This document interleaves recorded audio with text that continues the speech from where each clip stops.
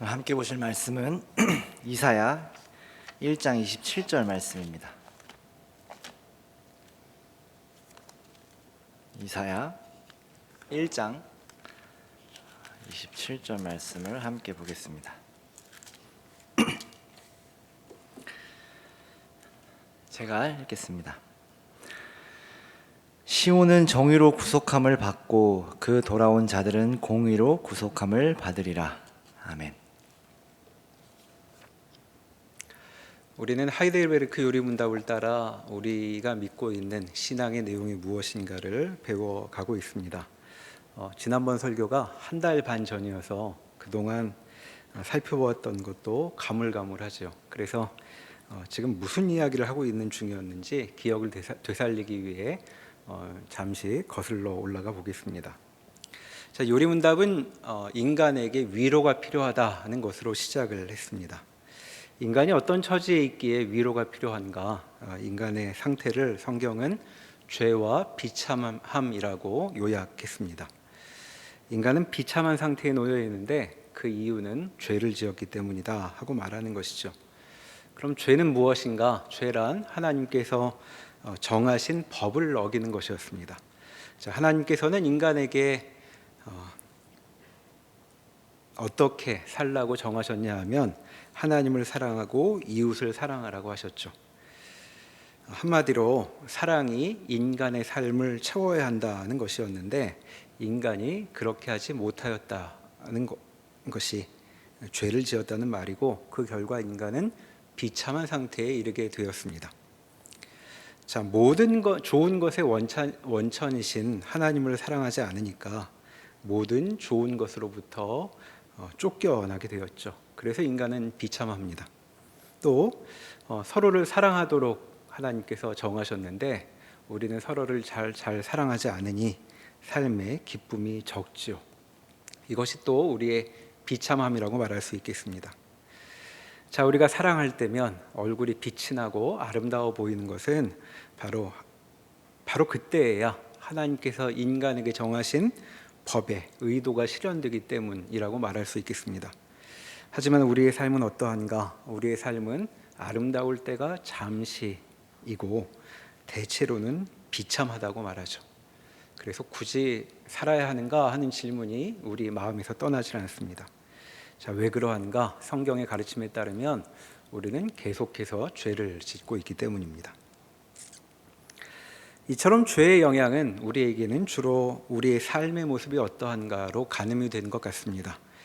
우리의 삶이 찬란하게 빛을 내기보다는 칙칙한 무채색이라고 느껴지는 것, 이것이야말로 우리의 문제로구나, 죄가 이런 일을 벌이는구나 하고 우리는 느끼지만 죄의 심각성은 그 정도에 그치지 않죠.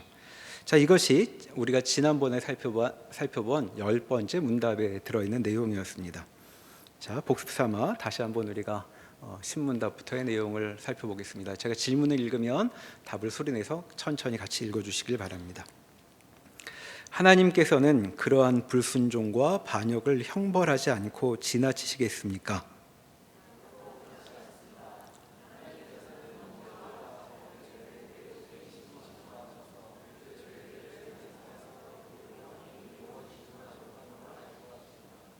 자, 이 문답에 나와 있는 것처럼 죄의 가장 심각한 문제는 무엇인가? 그것은 하나님의 진노를 산다는 점이죠. 자, 교회에서 많이 듣는 이야기이긴 하지만 우리는 이런 말을 들을 때면 질문이 솟아오릅니다. 하나님은 분명히 사랑을 명하시는 분이었는데 진노를 하시다니 좀 의아하죠. 왜냐하면 우리는 사랑을 이런 식으로 생각하기 때문입니다. 사랑이라고 하면 내가 누구를 사랑한다면 사랑하는 그 사람이 내게 어떤 요구를 할 때 요구대로 다 들어주는 것, 그것을 보통 사랑이라고 생각을 하죠. 그래서 우리는 누군가를 사랑하면 그 사람에게 맞춰줄 준비를 합니다. 그래서 미리부터 좀 겁이 나기도 하죠. 괜히 사랑을 하면 상대에게 휘둘릴 것 같아서 아예 사랑하지 않고 거리를 두는 것이 좋겠다 하는 생각을 하기도 합니다. 하지만 성경이 가르치는 사랑의 설명에 따르면 사랑은 그렇게 누군가가 마음대로 내 마음을 휘젓게 만드는 것이 아닙니다. 만약 사랑이 그런 것이었다면 이 세상은 온통 징징거리는 사람들의 천지가 되었겠죠. 그리고 만약 사랑이 그렇게 상대에게 그저 맞춰주는 것이었다면 하나님은 아예 사랑을 하실 수 없는 분일 것입니다. 왜냐하면 하나님을 그런 식으로 마구 자기 마음대로 흔들어댈 수 있는 존재란 어디에도 없기 때문이죠. 자, 그래서 우리는 사랑을 명하시는 하나님에 대해서 다시 생각을 해야 할 필요가 있습니다. 자, 사랑은 하나님에게서 유래한 것이죠. 사랑의 원천은 하나님이십니다. 자, 그런데 하나님은 수동적으로 그렇게 상대에 휘둘리는 분도 아닌 것이죠. 자, 그것이 11문답에 나와 있는 내용이었습니다. 역시 11문 제가 읽으면 답을 같이 읽어 주시길 바랍니다. 그러나 하나님은 또한 자비하신 분이 아닙니까?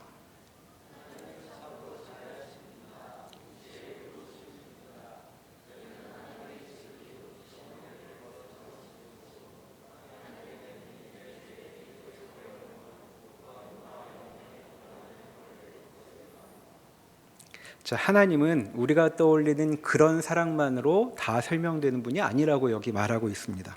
자, 그분은 자비로우신 분이시며 동시에 의로운 분이시죠. 화면 내려주셔도 되겠습니다. 자, 방금 읽었던 내용을 합쳐보면 거기 보면 하나님은 자비로운 분이시자 의로운 분이라고 말했으니까, 자, 하나님의 사랑은 어떠한 것인가? 의로운 사랑이라고 말하면 더 정확하겠습니다. 자, 하나님의 의도 마찬가지죠. 하나님의 의는 자비로 가득한, 사랑으로 가득한 의라고도 말할 수 있겠습니다.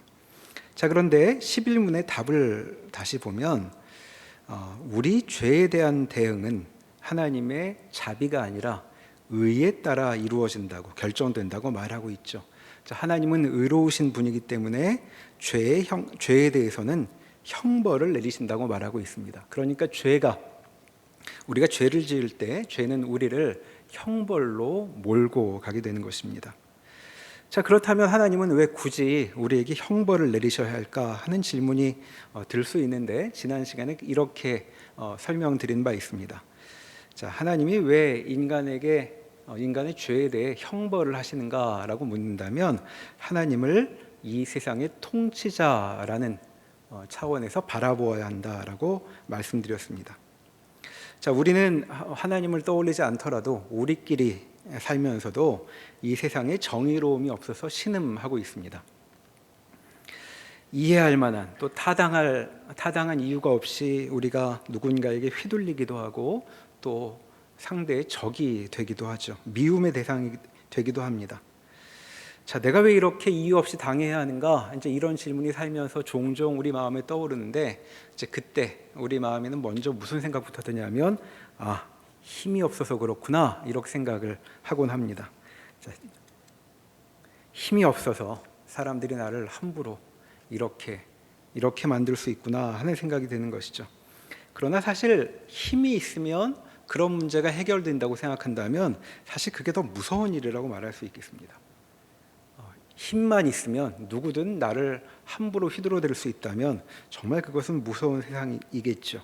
그러니까 우리가 어려운 일을 당할 때 내가 능력이 좀 더 있었으면, 힘이 좀 더 있었으면 하고 바라는 것은 힘이 인생의 답이어서라기보다는 정당함을 지키기 위해서라도 어느 정도의 힘은 필요한 것 아닌가 하는 생각을 하고 있기 때문입니다. 그러니까 우리는 힘을 바라는 것이 아니라 우리의 정당함을 지킬 이제 그런 문제를 생각하고 있는 것이죠. 자, 그러니까 우리는 세상이 공정하기를 바라는 것입니다. 자, 그럴 만한 이유도 없이 누군가에게 미움을 받는다면 우리는 주위에 우리의 어려움을 토로할 수 있겠죠. 이래도 되는가? 내가 뭘 잘못했단 말인가? 이제 이렇게 말을 할 것입니다. 그럼 사람 주위에서 그 내 사정을 듣고 세상에 어떻게 그런 일이 있을 수 있을까? 너 정말 속상하고 화도 나겠구나. 이제 이렇게 답을 해준다면 상황은 고통스러울지라도 그래도 우리 마음은 어느 정도 풀리게 되겠죠. 진정도 될 것입니다.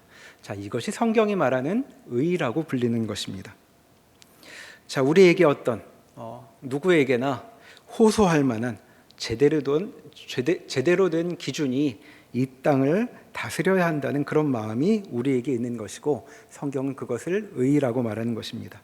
자, 그러니까 하나님의 의로우시다는 것은 무슨 뜻이냐 하면 누가 이유도 없이 미움을 받고 고생을 하면 그래, 그건 정말 문제지 이렇게 말씀해 주시는 그런 분이라는 뜻입니다.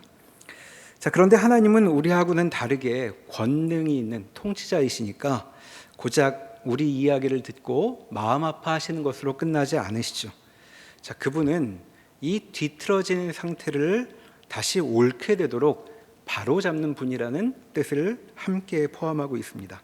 자, 이것이 바로 죄에 대해 형벌하신다는 말에 담겨 있는 뜻이죠. 그러니까 우리가 이유 없이 당해서 신음을 하면 힘없는 나 대신 하나님께서 팔을 걷고 자, 울지만 말고 일어서서 나랑 같이 가자 그러시는 분이라는 것입니다. 너를 울게 한 그 녀석 내가 가만히 안 놔두겠다 그렇게 말씀하시는 분이 하나님이시라는 말이고 그것이 형벌하신다는 뜻이죠. 근데 중요한 것은 하나님은 그렇게 한 사람의 편이 되어주시는 것으로 그치지 않으시고 이 온 우주에서 모든 눈물을 몰아내시겠다고 하는 분이라는 사실을 함께 기억해야 합니다. 자, 그 말을 성경식으로 표현하는 것이 11문의 답에 담겨 있죠. 화면 띄워보시면 우리가 아까 이렇게 답을 했습니다. 같이 한번 다시 읽어보겠습니다. 하나님의 공의는 이 죄에 대해 최고의 형벌, 곧 몸과 영혼의 영원한 형벌을 내릴 것을 요구합니다. 라는 이 성경의 가르침이 바로 우리가 지금 살펴본 그런 내용을 담고 있는 것이죠. 자, 기독교 신앙은 이와 같이 하나님의 의가 이 세상을 다스린다고 그렇게 믿고 있습니다. 자, 어떤 사람이 무슨 나쁜 일을 이유도 알 수 없이 당하는 바람에 그것도 사방에서 그런 어려움을 당해서 어디 눈 둘 곳이 없어 하늘을 쳐다본다고 한번 상상해 보시죠. 자, 하늘을 올려다보며 인생이 뭐 이러한가 이제 이렇게 생각을 할 때에 만약에 이 사람이 무신론자라면 그 사람은 하늘을 올려다보아도 아무것도 찾을 수 없습니다. 그냥 무심한 바람만 오가고 있는 것이 그가 보고 있는 하늘인 것이죠. 그러니까 그 마음속에 울분, 힘이 없어 당한다는 그 고통에 응답해 줄 아무런 존재도 없는 것입니다. 그래서 무신론자는 힘을 기르자 하는 것이 해법이 되죠. 자, 그런데 우리 기독교인이라면 어떨까요? 그렇게 하늘을 쳐다볼 때 그렇게 때로 한숨을 지으며 하늘을 올려다보면 우리의 귀에 하나님의 음성이 우리 귓전을 두드립니다. 정한 때가 되면 내가 그 불의한 것을 이 땅에서 모두 몰아낼 것이다 하는 음성이 그 하늘에서 들려오는 것이죠. 그러니까 우리의 한숨은 그저 바람에 흩어지는 것이 아니라고 성경은 우리에게 가르치고 있습니다. 자, 다시 요리문답이 우리에게 가르치고 있는 죄와 비참함에 대해 의 문제로 다시 돌아와 보겠습니다. 자, 방금 말했듯이 하나님은 우리의 눈물을 다 씻어줄 뿐이라고 말하고 있습니다. 그래서 우리는 비참하게 끝나지 않을 것입니다. 자, 그런데 가만히 생각해 보면 이와 같은 성경의 가르침에는 좀 더 복잡한 국면이 있습니다. 자, 왜냐하면 그것은 우리가 그저 피해자에 불과한 것이 아니기 때문이죠. 자, 우리의 문제가 무엇인가?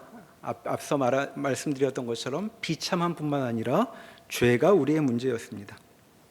자, 우리에게 죄가 있다는 말이 무슨 뜻일까요? 그것은 우리가 가해자라는 뜻입니다.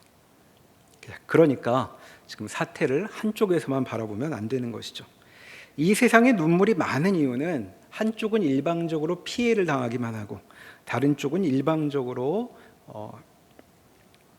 공격을 하고 있기 때문에 빚어지는 일이 아닙니다.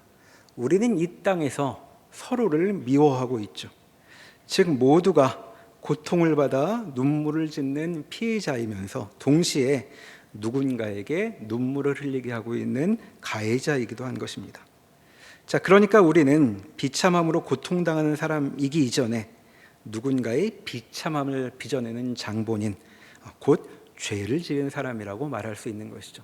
자, 사랑하지 않는 것 죄였습니다. 이렇게 죄란 내가 가해자라는 것을 말하는 것이죠. 자, 그렇다면 가해자인 나를 하나님은 어떻게 하시면 좋을까 하는 질문을 하게 됩니다.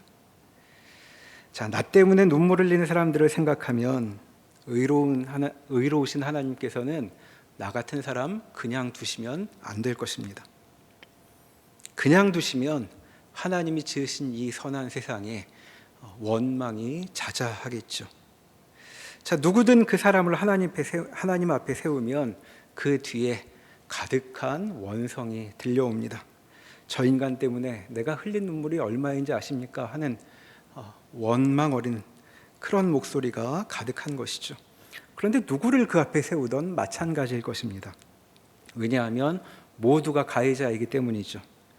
자, 그러면 이와 같은 인간을 하나님은 어떻게 하시면 좋을까 하는 문제가 여기 죄와 비참함 앞에 대두되는 것입니다. 자, 아주 간단한 답이 있습니다. 깔끔하고도 단순한 답이 있죠. 하나님이 모두에게 유죄를 선포하시면 됩니다. 그리고 다 벌하시면 되는 것이죠. 자, 그건 아니라고 나는 무죄하다고 말할 사람이 하나도 없으니, 자, 이런 답이야말로 더 생각할 것도 없이 아주 깔끔한 문제 해결이 될 것입니다. 자, 일이 그렇게 정리된다면 그게 무슨 뜻일까요? 그것은 모든 사람을 다 죽여 없애면 된다는 뜻입니다. 자, 아주 깔끔하죠.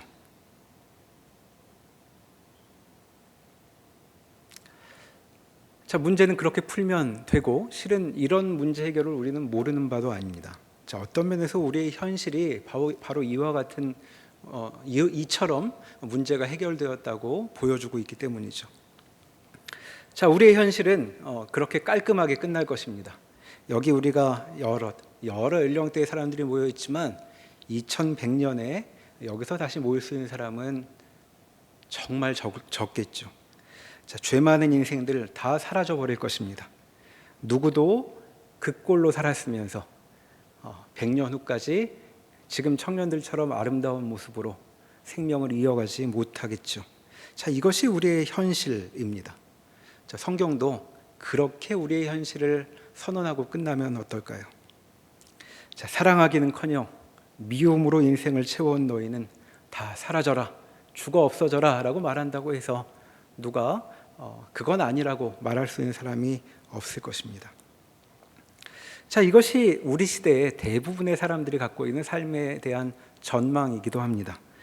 자, 인생은 원래 그렇게 결국에는 죽음으로 벌받고 끝날 거니까 살아있는 동안이라도 조금 웃으면서 그리고 견디면서 살아가라 라고 하는 것이 우리 시대의 지혜이고, 그리고 우리 귀에 들려오는 대부분의 목소리이기도 하죠.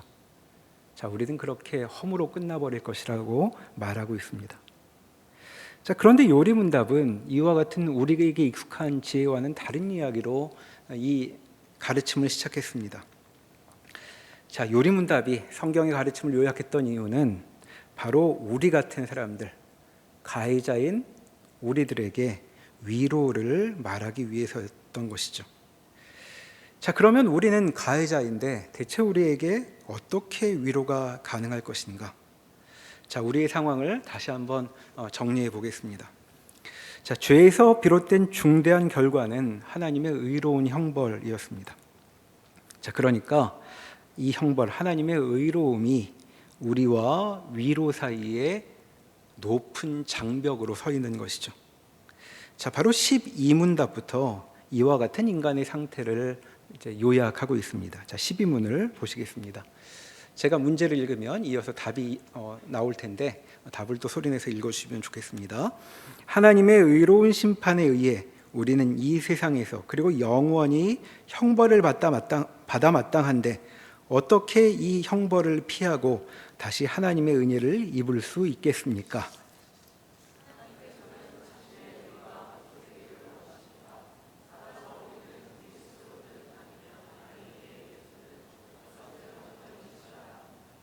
예, 방금 답에서 우리가 본 것처럼 하나님의 의로운 심판의 결과, 곧 죄에 마땅한 형벌을 받아야만 우리가 위로로 나아갈 수 있다고 말하고 있습니다. 방금 읽은 부분에 하나님께서는 자기의 의가 만족되기를 원하십니다라는 말이 그 뜻이죠. 죄인은 벌을 받아야 한다는 것입니다. 위로를 받으려면 죄에 대한 형벌을 먼저 받아야 한다는 것, 즉 그것이 성경의 가르침이죠. 자, 그러면 대체 우리는 어쩌면 좋을까요? 앞서 보았듯 가해자인 우리가 벌을 받으면 이야기는 끝나는데, 이제 그러면 우리 존재가 사라져 버리니까 우리에게는 위로가 없습니다. 자, 여기 성경에 아주 묘한 답이 나오고 있습니다. 자, 방금 읽었던 그 답, 지금 화면에 띄워 있는 답을 다시 보시면 하반부에 이렇게 되어 있죠. 우리는 우리 스스로든 아니면 다른 이에 의해서든 죄값을 완전히 치러야 합니다 라고 되어 있습니다. 자, 화면을 내려주셔도 되겠습니다.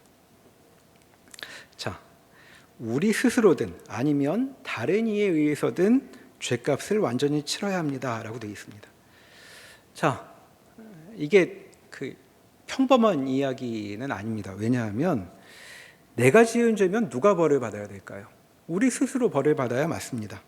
다른 이가 왜 나올까 하는 생각이 들죠. 내가 죄를 지었는데, 여기 다른 이를 떠올리는 이 가능성은 그저 생각해보면 그냥 떠올릴 수 있는 그런 일이 아닙니다. 자, 여러분 한번 생각해 보시죠. 내가 잘못해서 매를 100대를 맞아야 되는데 나 말고 옆에 사람한테 네가 가서 100대 맞아라 그러면 이게 말이 될까요? 또는 내가 친구에게서 100만 원을 빌렸는데 옆 사람한테 지갑 좀 열어봐라, 100만 원 있네, 대신 네가 좀 갚아라 라고 얘기한다면 여러분 어떻게 생각하십니까? 한번 지금 해볼까요? 옆에 있는 사람 보시면서 저 사람이 나한테 100대 맞아달라고 하면, 그렇게 부탁을 하면, 또 다음 달 청구서 당신이 갚아달라 그렇게 말을 한다고 상상을 해보십시오. 자, 그렇게 상상을 하시고 옆 사람 한번 쳐다보십시오. 자, 어떤 눈빛으로 쳐다보게 될까? 아마 말은 안 해도 내가 지금 무슨 소리를 들은 거지? 저게 미쳤나? 이런 생각이 들 겁니다. 이상한 얘기죠. 자, 우리는 옆 사람이 그런 일을 당했다는 이야기를 들으면 좀 안 된 느낌이 들고 안타깝긴 하지만 거기에 아무런 책임도 느끼지 않습니다. 처지가 안 됐지만 나보고 뭘 하라고? 이상한 말이죠. 자, 그런데 요리문답이 뭐라고 답했는지 다시 한번 보십시다. 자, 요리문답이 이렇게 되어 있었습니다. 같이 읽어볼까요? 우리는 우리 스스로든 아니면 다른 이에 의해서든 죄값을 완전히 치러야 합니다. 자, 이렇게 다른 일을 떠올리는 건 그냥 머릿속에 가능성으로 그냥 떠오르는 일이어서가 아닙니다. 이런 거를 가능성으로 막 떠올리면 이상한 사람인 것이죠. 아까 우리가 옆에 쳐다봤던 것처럼. 그런데 지금 요리문답이 여기 다른 일을 말하고 있는 데에는 그럴 만한 이유가, 실마리가 있기 때문입니다.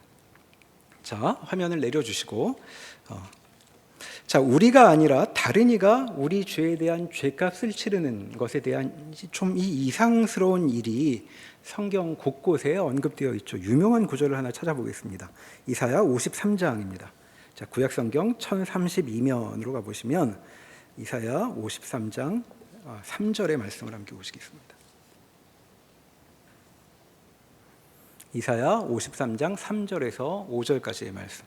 화면으로 안 뜰 테니 성경을 찾아주시기 바랍니다.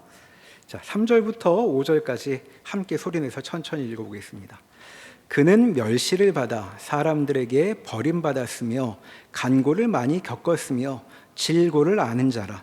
마치 사람들이 그에게서 얼굴을 가리는 것 같이 멸시를 당하였고 우리도 그를 귀히 여기지 아니하였도다. 그는 실로 우리의 질고를 지고 우리의 슬픔을 당하였거늘 우리는 생각하기를 그는 징벌을 받아 하나님께 맞으며 고난을 당한다 하였노라. 그가 찔림은 우리의 허물 때문이요 그가 상함은 우리의 죄악 때문이라. 그가 징계를 받음으로 우리는 평화를 누리고 그가 채찍에 맞음으로 우리는 나음을 받았도다. 자, 여기 이사야 선지자가 예언을 하고 있는데 어떤 사람이 등장할 것이라고 말하고 있죠. 근데 그 사람은 매도 많이 맞고 그래서 심한 상처를 입을 거라고 말하고 있습니다. 자, 그 광경을 본 사람들이 생각을 하죠. 저렇게 많이 얻어맞고 있는 것을 보니 진짜로 잘못을 많이 했던 모양이로구나. 아니, 그 정도가 아닙니다. 정말 저런 놈은 가만히 두면 안 돼. 이제 이런 반응이 사람들 마음에 생겼다는 것이죠. 그런데 나중에 사정을 알고 보니까 그 사람은 뭘 잘못해서 지금 그런 고난을 겪고 있는 것이 아니라는 사실이 드러납니다. 자, 그럼 왜 이렇게 채찍도 맞고 징계를 받고 있는가? 그것은 자기 잘못 때문이 아니라 다른 이의 잘못 때문이라고. 여기 보면 우리라고 말하고 있죠. 다른 인간의 잘못 때문에 그런 일을 당하더라라는 사연이 담긴 그런 사람이 여기 등장하고 있습니다. 자, 이런 일이 앞으로 벌어질 것이다 하고 구약 성경이 예언했다는 것이죠. 그러니까 성경에 어떤 내용이 들어있냐 하면 가해자 본인이 아니라 죄를 짓지도 않은 다른 사람이 그가 받을 형벌을 대신 감당하는 일에 대한 예언이 담겨 있더라는 것이죠. 자, 그래서 요리문답이 이 성경 가르침을 따라 가해자 본인인 우리 스스로가 아니라 다른 이가 대신 죄값을 치르는 또 다른 가능성을 여기 감히 떠올려 보는 것입니다. 근데 우리 상식으로는 이상한 일이고 받아들일 수 없는 일이라고 말하는 그런 내용인 것이죠. 자, 요리문답은 먼저 다른 이가 아닌 가해자인 우리 자신이 벌을 받으면 어떻게 될까 하는 문제부터 여기 이야기하고 있습니다. 자, 13문답을 보시겠습니다. 자, 13문 제가 문제를 읽어볼 테니까 답을 읽어주십시오. 우리가 스스로 하나님의 의를 만족시킬 수 있습니까?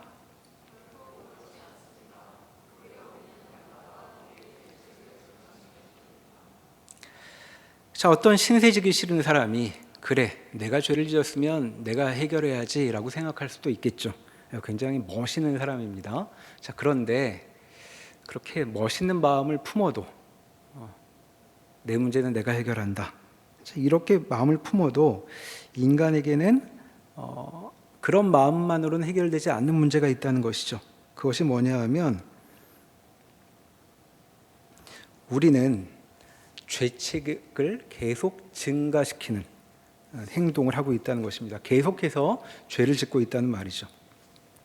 자, 이제껏 지은 죄는 뭐 어떻게 한다고 쳐도 뭐 사실 어떻게 할 수도 없는 것이지만 문제는 더 심각한 문제는 어디 있냐 하면 지금도 여전히 죄를 짓고 있다는 것이죠. 자, 지금도 사랑하지 않고 있습니다. 자, 여전히 우리는 교회를 이렇게 오래 다녔는데도 미움이 우리의 힘 아니겠습니까? 누군가 내 자존심을 건드린다든가 원한을 품어야 평소 같지 않은 에너지가 솟구치는 그런 사람들이죠. 자, 그러니 우리는 우리 자신의 문제를 해결할 수가 없습니다. 자, 집에서 개를 키우는데 개한테 자꾸 털이 빠져서 청소를 합니다. 그런데 청소 속도보다 털 빠지는 속도가 빠르면 개 털 쫓아다니다가 과로사하게 되죠. 자, 천정에서 흙탕물이 계속 쏟아지고 있는데 바닥 청소를 하는 바보 같은 사람은 없을 것입니다. 자, 그것이 우리의 형편이라는 것이죠. 그러니까 가해자인 우리가 하나님의 형벌을 직접 감당하겠다고 한다면 그냥 벌을 받아 죽는 수밖에 없습니다. 아니, 사실은 한 번 죽는 걸로는 그에 대한 값이 되지 않죠. 자, 그렇게 되면 인류는 멸종할 것입니다. 자, 받아야 할 사람들이 사라져버리니 위로도 필요 없을 것이고 세상은 창조 이전처럼 아주 고요한 공간이 되겠죠. 다 사라져버리고 말 것입니다. 자, 그런데 하나님의 뜻은 참 기묘합니다. 이러한 사람들에게 다른 사람들의 마음을 그토록 다치게 하는 사람, 그런 가해자들에게 굳이 위로를 주시겠다고 말씀하고 있죠. 이것이야말로 기독교 복음의 아주 이상한 점입니다. 그래서 우리가 교회에서 귀에 못이 박히도록 많이 듣고 있지만 우리 정서로는 참으로 따라가기 어려운 이야기라고 말할 수 있겠죠. 여하튼 요리문답에 따르면 우리는 우리 스스로는 위로로 나아갈 수가 없습니다. 자, 그러면 이제 어떻게 할 것인가? 이야기가 여기서 그냥 끝나버릴 수도 있는 것인데 앞에서 보듯 성경은 여기서 이야기를 결론짓지 않고 다른 데로 더 나아가고 있죠. 아까 생각했던 다른 이가 벌을 받는 가능성에 대해 14문이 이어서 언급하고 있습니다. 자, 14문을 보시겠습니다. 제가 문제를 읽으면 답을 읽어주시면 됩니다. 어떠한 피조물이라도 단지 피조물로서 우리를 대신하여 하나님의 의를 만족시킬 자가 있습니까?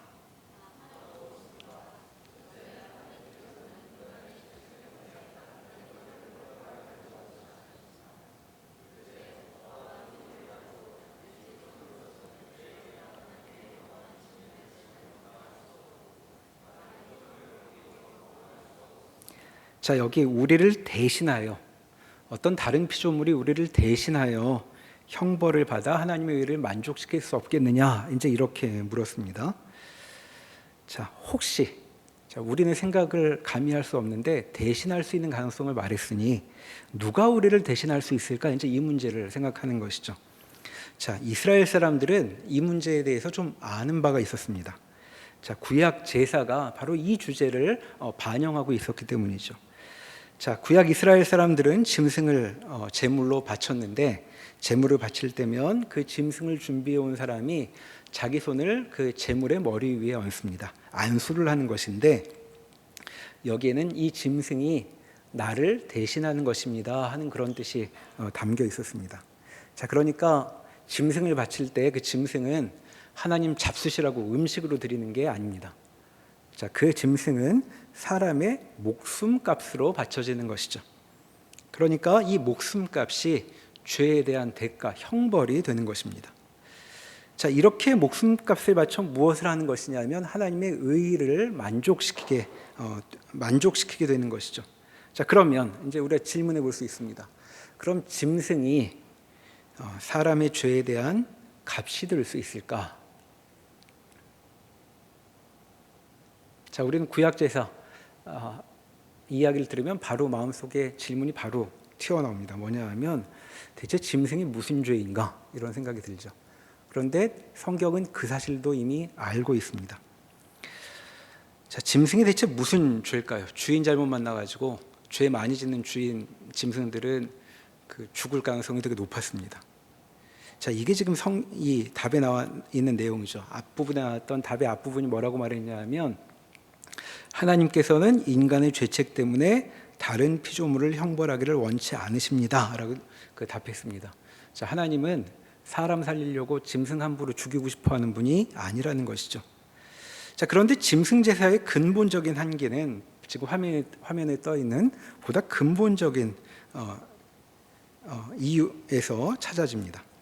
자, 어떠한 피조물이라도 단지 피조물로서는 죄에 대한 하나님의 영원한 진노의 짐을 감당할 수 없다라고 되어 있죠. 자, 짐승으로는 죄에 대한 값을 치를 수 없습니다. 어떤 피조물, 더 나아가 어떤 피조물도 죄에 대한 값을 치를 수 없다는 것이죠. 자, 왜 그럴까? 우선은 사람의 가치가 우리 생각보다 훨씬 높아서 그렇습니다. 사람 장기를 다 실은 합쳐보면 값이 얼마 안 된다고들 먼저 우리는 그런 이야기도 듣곤 하는데, 자, 성경은 어떻게 말하냐 하면 사람의 가치는 그 정도로 비할 바가 아니라고, 양 100만 마리를 데리고 와도 사람의 죄값을, 목숨값을 치를 수 없다고 말하고 있죠.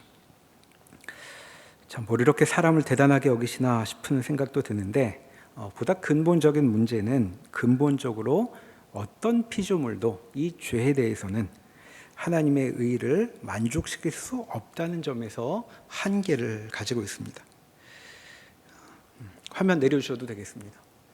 자, 대체 어떤 존재가 하나님의 의가 요구하는 그 값을 치를 수 있을 것인가?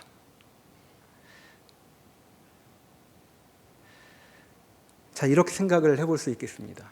자, 여러분, 정말 인자한 사람, 평소에 화를 내지 않는 분을 한번 떠올려 보십시오. 자, 그런 분이 화를 내면 정말 무섭습니다. 그런 분이 화를 낸다면 정말 커다란 잘못을 저질렀다는 것을 뜻하는 것이죠. 자, 그런데 인자하기가 이를 데 없는 분으로 치면 그 원본이 누구시냐면 하나님이시죠. 자, 사랑을 명하시는 분이었습니다. 사랑하라고. 사랑의 원본이기도 한 분이시죠. 자, 긍휼을 하기 이를 데 없는 그분이 진노를 하신다면 일은 완전히 그르쳐진 것이라고 말할 수 있겠습니다. 그러니까 우리로서는 답이 없는 것이죠. 그냥 죽는 수밖에 없는 것입니다. 자, 누가 뭐라도 좀 이 문제에 좀 개입을 해주면 좋겠는데 맡을 수 있는 이가 도무지 없다 하는 것이 방금 이 요리문답이 말하고 있는 것입니다. 어떤 피조물도 하나님의 진노의 짐을 감당할 수 없다고 말하고 있죠. 자, 그런데 성경은 이와 같은 상황에 뭐라고 말하는가? 도무지 어디에서도 해결자를 찾을 수 없는 이 상황에 놓인 인간에게 하나님께서 뭐라고 말씀하시냐면 하나님이 스스로 이 과제를 짊어지시기로 했다 하는 것이 우리가 알고 있는 복음의 내용이 되는 것입니다. 자, 그 대신할 일을 하나님 자신이 찾아내셨죠. 그것이 15문답에 나와 있는 내용입니다. 자, 다시 한번 또 읽어보겠습니다. 자, 그렇다면 우리는 어떠한 중보자와 구원자를 찾아야 합니까?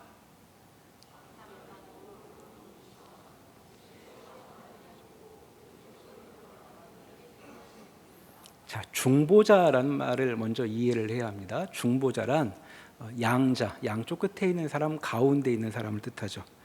자, 양쪽에 서 있는 사람이 사이가 틀어져서 안 좋습니다. 그 가운데 서서 화해를 시키는 존재가 중보자죠.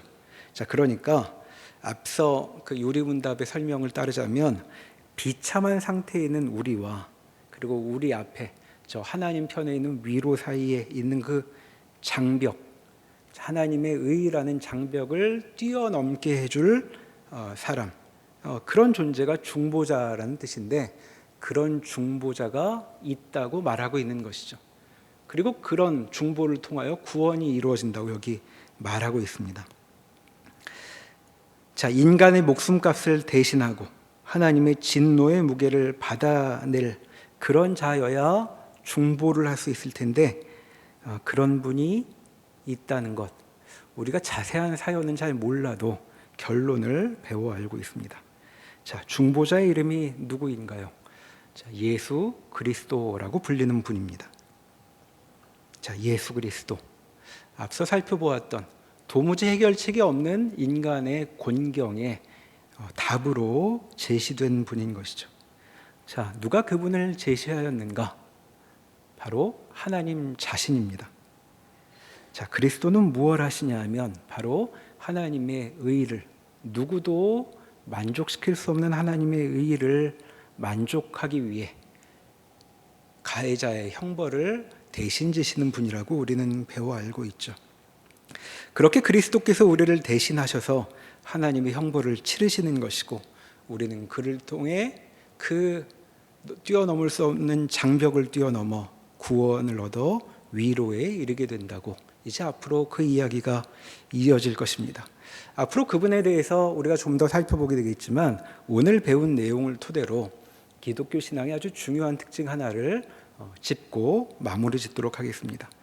자, 오늘 성경 설교 본문으로 읽었던 본문을 다시 한번 펼쳐보시죠. 이사야 1장 27절이었습니다. 968면 어간에 있습니다. 구약성경 969면 또는 968면입니다. 자, 이사야 1장 27절에 이렇게 되어 있죠. 시온은 정의로 구속함을 받고 그 돌아온 자들은 공의로 구속함을 받으리라. 자, 시온이나 돌아온 이들은 구원받는 자들을 가리킵니다. 자, 그들이 뭘 경험하냐면 구속함을 받을 거라고 얘기하죠. 자, 구속함이란 뭐냐면 자유를 속박하는 그런 게 아니고 값을 치르고 자유롭게 한다는 뜻입니다. 그러니까 속이 값을 치른다는 뜻이어서 노예가 있으면 노예 값을 치르고 그를 해방하는 것, 그게 이제 구속함이라는 뜻이죠. 그러니까 보통 성경이 구원에 가리키는 말 가운데 하나인데, 자, 우리의 구원은 이렇게 값을 치러 이루어집니다. 자, 무슨 값을 치르는가? 마땅한 형벌을 가리키는 것이죠. 그렇게 갚을 것을 갚아야 하나님의 의가 만족되고 우리에게 자유가 주어지는 것입니다. 자, 이 점을 강조하는 것이 무엇이냐면 여기 정의로, 공의로 구속함을 받는다는 말이죠. 자, 이 말이 정의를 통해 공의로운 방식으로 이루어진다는 뜻인데 이 말이 여기 들어와 있는 특별한 이유가 있습니다. 자, 하나님이 우리를 구원하신다는 것은 그저 말 한마디 하면 되는 일이 아니라는 것을 가리키는 것이죠. 자, 우리는 이미 저지른 일이 많습니다. 우리의 사랑 없음이 이미 많은 사람들의 마음을 찔렀다고 말하고 있죠. 자, 그렇게 다른 사람들 마음을 상하게 해놓고 인생을 망치게 해놓고 어찌 그저 말 한마디로 자유롭게 될 수 있단 말입니까? 자, 그렇다면 그런 걸 바란다면 우리는 정말 양심도 없는 사람이겠죠. 그냥 봐주면 안 되는 일입니다. 누군가 그렇게 구원이 이루어진다면 피해자들은 받아들일 수 없을 것입니다. 어떻게 내 인생을 이 모양으로 만들어 놓고 저 사람이 구원을 받는가? 자, 그런 곳이라면 세상의 질서도 무너져 버리겠죠. 자, 그러니까 이런 잘못에 대해서는 값이 치러져야 합니다. 마땅한 값이 치러져야 정당하게 위로를 향유할 수 있는 것이죠. 자, 우리 구원이 바로 그런 과정을 통해 이루어진다는 것, 의의 만족을 통해 이루어진다는 것이 공의로, 정의로라는 말에 담겨 있는 것입니다. 그리고 그 일을 위해 지금 앞에서 본 것처럼 하나님께서 직접 일하셔야 됐습니다. 피조물 가운데 아무도 해결자가 없으니 직접 하나님께서 팔을 끌어올리시고 이 일에 뛰어드신 것이죠. 하나님의 긍휼한 마음만으로 이 일이 이루어진 것이 아니라고 말하고 있는 것입니다. 자, 하나님께서는 이 문제를 해결하시기 위해 직접 뛰어들으셨고 그를 통해 누구에게도 부당하다는 말을 듣지 않도록 이 일을 해결하셨다고 말하는 것이죠. 자, 이거 사실 하나님께는 굉장히 귀찮은 일이라고 말할 수 있겠습니다. 뭘 그리 그 사랑스러울 만한 일이 있다고 그렇게 팔까지 걷어붙이고 아니 답이 없다고 하나님이 직접 뛰어드셔서 이 문제를 해결하셔야 하는가? 만약에 하나님께서 귀찮은 일을 싫어하시는 분이었다면 우리에게 구원이 이루어지지 않았을 것입니다. 어쩌겠냐? 다 네가 저지른 일. 이렇게 말해도 충분히 되는 문제였기 때문이죠. 자, 그러니까 구원을 말할 때 여러분 기억하시면 좋겠습니다. 자, 우리에게 구원이 이루어졌다는 것은 하나님이 힘이 세셔서 무엇이든지 그냥 마음대로 하실 수 있는 분인데 어쩌다 보니 우리가 그렇게 힘센 분과 한편이 되어서 우리에게 구원이 그렇게 덜컥 주어지는 것이 아니라는 점을 기억해야 합니다. 우리는 벌 받아야 자유로울 수 있습니다. 그리고 우리를 자유롭게 하려고 하나님께서 벌 받는 일을 따로 세우셨던 것이죠. 그리고 그 벌 받는 이는 그저 하나님이 보내신 분만이 아니라 하나님 자신이라고도 불리는 그런 분이었다는 것을 우리는 배워 알고 있습니다. 그렇게 하여 우리의 구원은 누구도 시비 걸 수 없는 정당한 일이 되었고 우리는 자유롭고 당당하게 된 것입니다. 왜? 하나님 그분께서 우리가 저지른 죄의 형벌을 당하셨기 때문이다라고 말하고 있는 것이죠. 자, 그러니까 우리가 구원을 받았다는 것은 우리에게 그런 분이 있었다는 뜻입니다. 자, 우리에게는 그렇게 자신의 목숨을 내어놓는 분이 있었기 때문에 우리가 구원의 찬송을 할 수 있는 자리에 이르게 된 것이죠. 자, 우리 얼마나 외로운 사람들입니까? 세상에 누구 한 명이라도 나를 사랑해주면 세상에 살만하다고 느끼는 것이 우리의 그 가난한 우리의 마음입니다. 근데 성경은 뭐라고 말하냐 하면 피조물 정도가 아니라 창조주께서 우리를 위해 목숨값을 내놓으셨다라고 말하고 있는 것이죠. 그렇게 사랑받은 존재들이라고 우리에게 말씀하고 계신 것입니다. 자, 그래서 기독교는 이 소식을 우리에게 복음이라고 알려주고 있습니다. 자, 기억합시다.